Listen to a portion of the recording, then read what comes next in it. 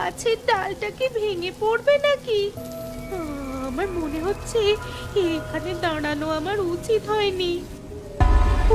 ওরে বাবা, ওরে বাবা রে, ওটা কি? আমাদের ছেড়ে দাও দয়া করে। আমরা খুব বিপদে পড়ে এখানে এসে পৌঁছেছি। দয়া করে আমাদের ছেড়ে দাও। হাতের ছাগলটিকে আমার দিকে বাড়িয়ে দে। দয়া করে এরকম করো না। ও আমার খুব প্রিয় ছাগল। তুমি তুমি ওকে নিয়ে কি করবে? সেটা এক্ষুনি তুই নিজের চোখের সামনে দেখতে পাবি।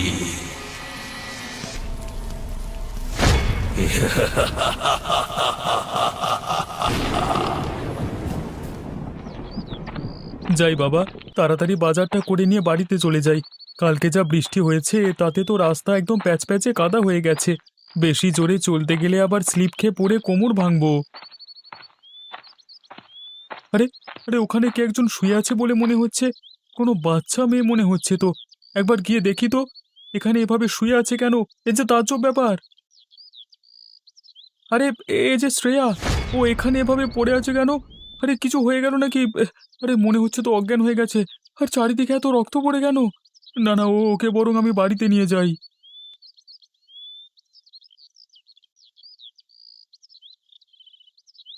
আরে শ্রেয়া মা, তোর কি হলো কি? এভাবে তুই গাছের তলায় অজ্ঞান হয়ে পড়েছিলিস কেন? কাকা, কালকে রাতে আমি আমার ছাগলটাকে নিয়ে ফিরছিলাম মাঠ থেকে। এমন সময় ভীষণ ঝড় উঠেছিল। তারপর আমি শেওড়া গাছতলায় দাঁড়িয়েছিলাম। তারপর তারপর কি হয়েছে রে মা? হঠাৎ আমি দেখলাম গাছ থেকে একটা ভয়ানক দেখতে কি যেন নেমে এলো। ও এসে আমার হাত থেকে ছাগলটাকে ছিনিয়ে নিয়ে আমার সামনে চিবিয়ে চিবিয়ে খেয়ে ফেললো। বলিস কি রে, এ কথা সত্যি নাকি?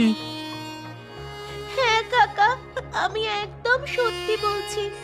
ওর চোখগুলো ওর চোখগুলো লাল লাল, যেন আগুনের মতো জ্বলছে। তাহলে তো এ খুব খারাপ কথা। হঠাৎ করে আমাদের গ্রামে কি ভূতের উপদ্রব হতে শুরু করলো? হ্যাঁ কাকা, ওকে আমি চোখের সামনে দেখলাম। তারপরে আমি এই অজ্ঞান হয়ে গেছিলাম। আমার মনে হয় কাকা, ও ওই গাছেই থাকছে। বেশ, তাহলে আমাকে একবার গিয়ে দেখতে হয় তো। না কাকা, ওই ভুলটা করো না তুমি। ওই ভূত যদি তোমার কোনো ক্ষতি করে দেয়। ক্ষতি করলে আর কি করা যাবে, কিন্তু তাতেও আমাকে একবার গিয়ে দেখতে হবে ব্যাপারটা কি হয়েছে। কিন্তু যাই বলিস শ্রেয়া, আমি তো প্রত্যেক দিন রাতে ওই গাছের তলা দিয়ে আসি। আচ্ছা, কালকের বারটা কি ছিল বলতো? কালকে ছিল কালকে ছিল শনিবার। না না না না, শনিবার তো আমার ছুটি থাকে। তাই শনিবার দিন তো আমার ওই পথ দিয়ে আসা হয় না। ঠিক আছে, আমি এরপর তবে শনিবার দিন গিয়ে দেখব, কেমন? হ্যাঁ গো, আমরা কি সারা জীবনে কোনো ছেলেপুলের মুখ দেখতে পারবো না? আমাদের অভাব কি আছে বলো?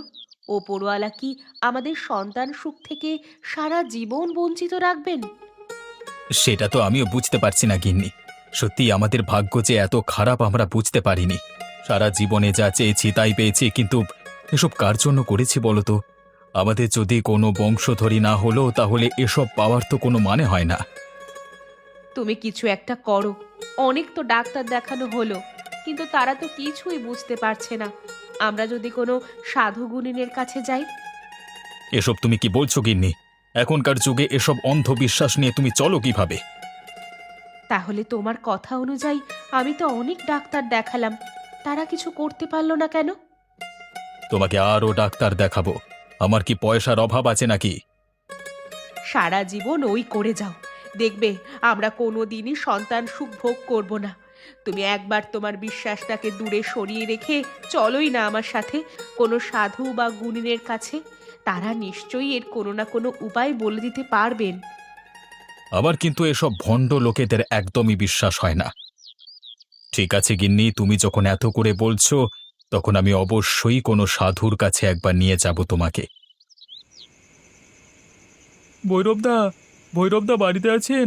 আমাদের একটু প্রয়োজন ছিল, বাড়িতে আছেন কি? কে চাই তোর? এখানে কেন এসেছিস? আর এই মেয়েকে কেন বার করেছিস? দাদা, খুব বিপদে পড়ে আপনার কাছে এসেছি। দয়া করে একবার ভেতরে যাওয়ার অনুমতি দিন। আয় ভেতরে আয়।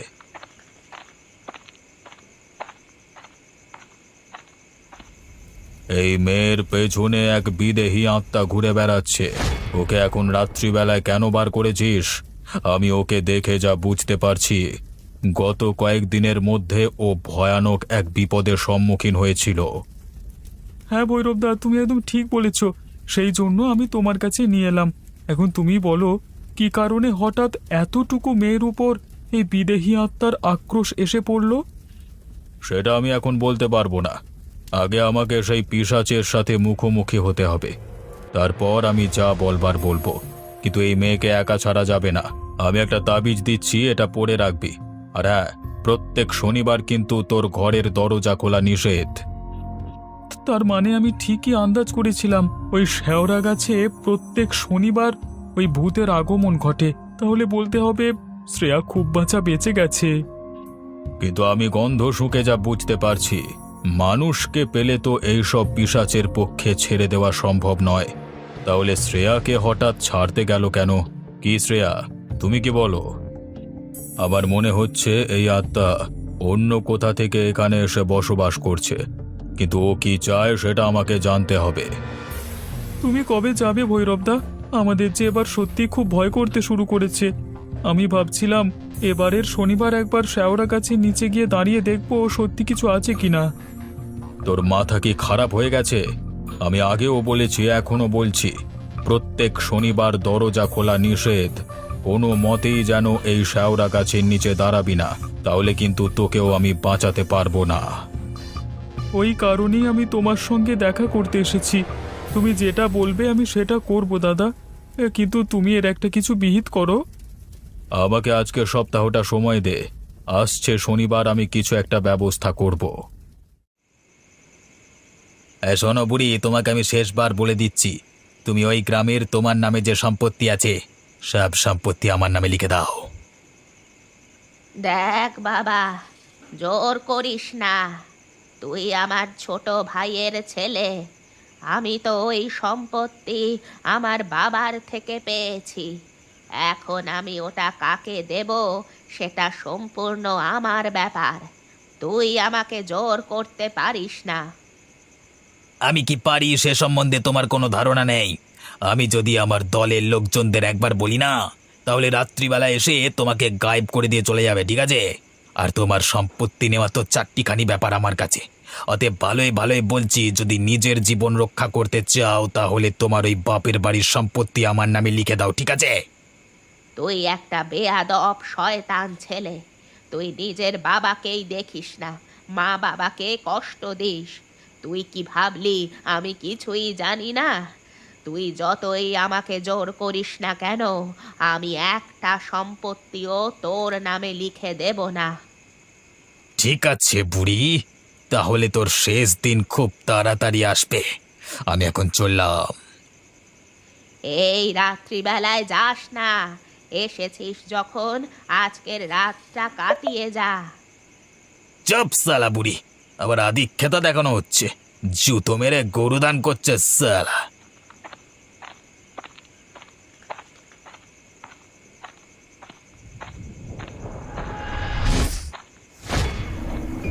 আরে সালারে মরে গেলাম রে।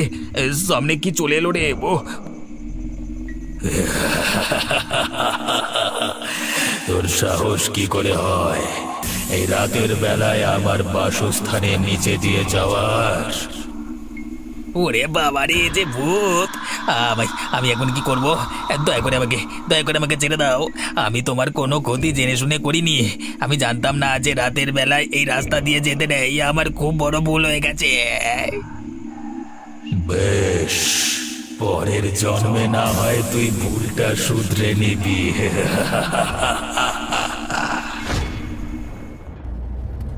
তুমি আবার সেই কোন অজপাড়া গায়ে নিয়ে চলে এলে বলো তো? আমার না তোমাকে ভীষণ রাগ ধরে এই জন্য। এখানে তুমি সাধু কোথায় পাবে? আমার গায়ে ভৈরবদা ছিলেন, আমি জানি উনি হয়তো আমাদের কিছু উপকার করতে পারেন।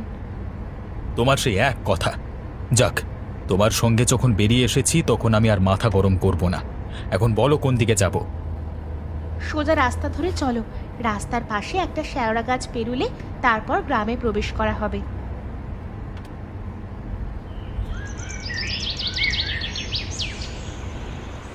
ওই যে দেখো, শেওড়া গাছটা দেখা যাচ্ছে।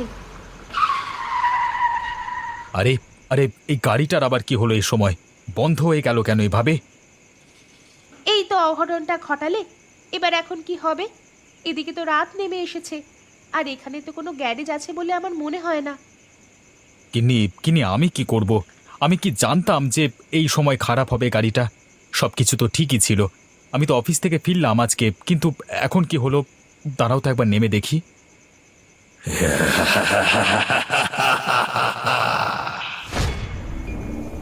আরে আরে, এভাবে অট্টহাসি কে করছে? রত্না, তুমি কি শুনতে পাচ্ছ? এভাবে কে কে হাসছে? কোনো চোর ডাকাত নয় তো? ও গো, তুমি গাড়ির ভেতরে উঠে এসো। আমার মনে হচ্ছে অন্য কোনো ব্যাপার। আমার খুব ভয় করছে। ফাঁসিয়ে দিলে গো, ফাঁসিয়ে দিলে। সত্যি বাবা, এখন কি করবো এবার? এখন যদি চোর ডাকাত এসে আমাদের সবকিছু লুট করে নিয়ে চলে যায় তাহলে কি হবে? আমি বুঝতে পারিনি গো, হঠাৎ করে আমরা এই বিপদের মধ্যে পড়ে যাব। আরে আরে, ওটা কি? ওরে বাবারে, এ যে মনে হচ্ছে ভূত। হ্যাঁ, এখন কি শেষ পর্যন্ত ভূতের হাতে প্রাণটা দিতে হবে? হে ওপরওয়ালা, আমাদের তুমি রক্ষা করো, আমাদের এই বিপদের হাত থেকে বাঁচাও। কেউ তোদের বাঁচাতে পারবে না।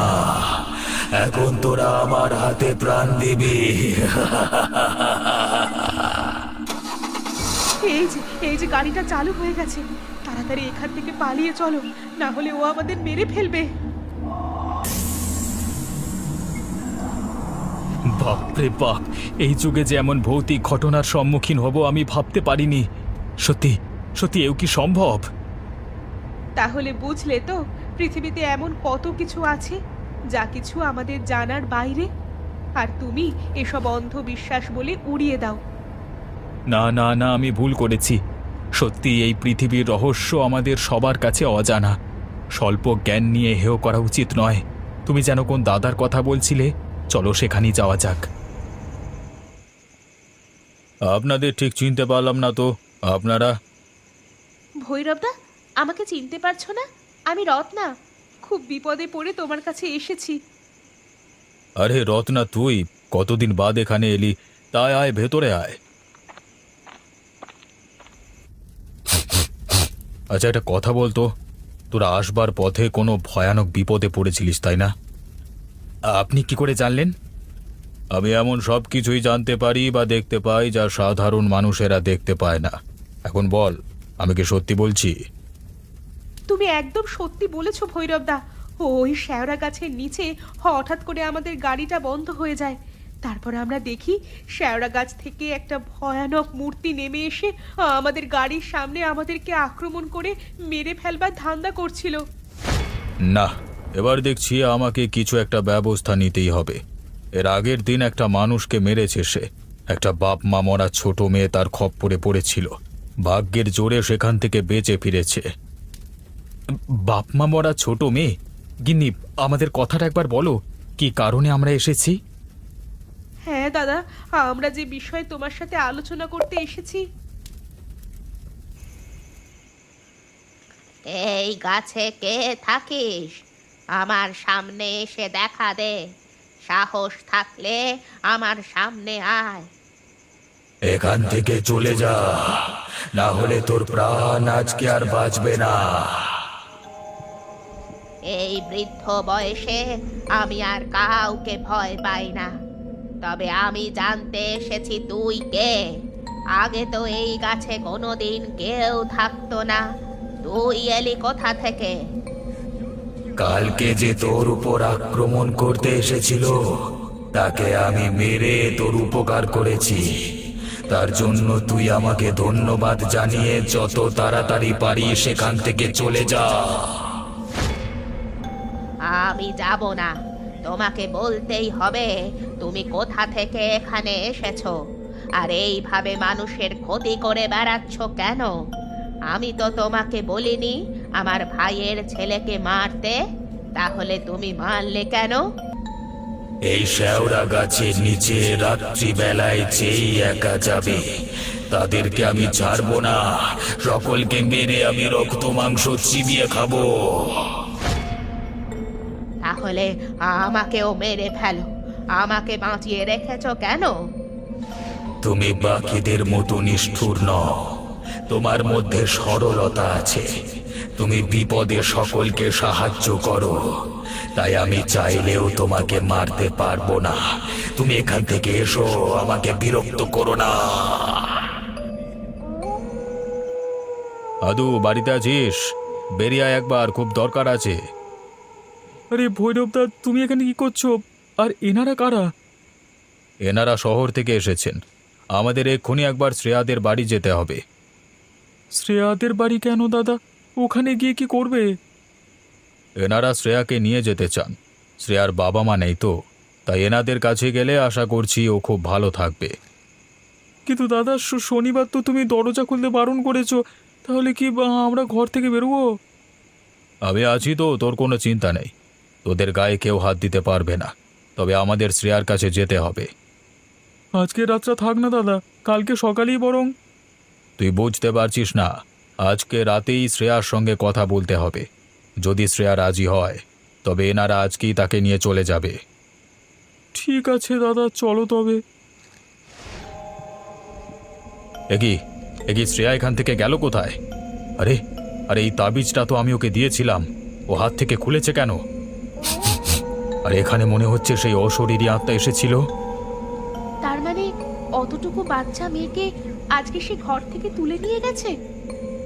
আমাদের এক্ষুনি শেওড়া গাছের তলায় যেতে হবে, আর এক মুহূর্ত এখানে নয়। তুমি এখানে কেন এসেছো? আর এইভাবে মানুষগুলোকে মারছো কেন? ওদেরও তো কষ্ট হয়। ও তুমি বুঝবে না, আমাকেও একটা লোক অনেক কষ্ট দিয়ে মেরেছে, তারপর আমার দেহকে নদীর জলে ভাসিয়ে দিয়েছে। শনিবারের রাত ছিল সেটা, আমি অফিস থেকে ফিরছিলাম, সেই সময় আমাকে খুন করে। কিন্তু তুমি নিরীহ মানুষগুলোকে মেরে কি ভালো কাজ করছো? আমার প্রিয় ছাগলকে তুমি মেরে দিলে, আমি তো একা হয়ে গেলাম। আমি রাগে মাথা ঠিক রাখতে পারিনি, তাই কি মারছি কাকে মারছি কিছুই হুঁশ থাকে না। একটা কথা বলবো? হ্যাঁ বলো। তুমি যে আমার কাছে প্রতিদিন আসো আমার খুব ভালো লাগে, জানো আমারও তোমার মতো একটা ছোট্ট মেয়ে ছিল। মোটেও এই কথা যেন কেউ জানতে না পারে। সেদিনের পর আমাকে ভৈরব কাকা একটা তাবিজ দিয়েছিল, আমি সেই তাবিজ ঘরে খুলে রেখে প্রতিদিন তোমার সঙ্গে দেখা করতে আসি। কিন্তু তুমি যদি এভাবে মানুষের উপর অত্যাচার করতে থাকো তাহলে কিন্তু আমি আর আসবো না। শ্রেয়া, ওখান থেকে সরে আয়, তাড়াতাড়ি আয়, ও তোর ক্ষতি করে ফেলবে না হলে। ওই তো সেই লোক যে আমাকে মেরেছে। আমি তোকে ছাড়বো না শয়তান, তোর জন্য আমার সারা জীবন নষ্ট হয়ে গেছে। তবে রে, মানুষ দেখলেই তোর আক্রমণ করতে মন চায়। এই নে, তবে মর। ওই লোক আমাকে মেরেছে, আমাকে আমার প্রতিশোধ নিতে দে। আমার প্রতিশোধ নেওয়া হয়ে গেলেই আমি এখান থেকে সারা জীবনের মতো চলে যাব। আমাকে প্রতিশোধ নিতে দে। কে তোকে মেরেছে? দাত্রীনাথ। কি আবোল তাবোল বকছিস তুই? ও তোকে মারতে যাবে কেন? তুই কি ওকে চিনিস? চিনি, ও ওর স্ত্রীকে খুন করতে চায় যাতে অন্য মহিলাকে ও বিয়ে করতে পারে। আমি ওর চক্রান্ত জেনে গিয়েছিলাম এবং ওর স্ত্রীকে বলে দেওয়ার হুমকি দিয়েছিলাম। তাই জন্য আমাকে একা পেয়ে আমার মুখ বন্ধ করবার জন্য আমাকে মেরে ফেলে। তার মানে তুমি এতদিন আমাকে...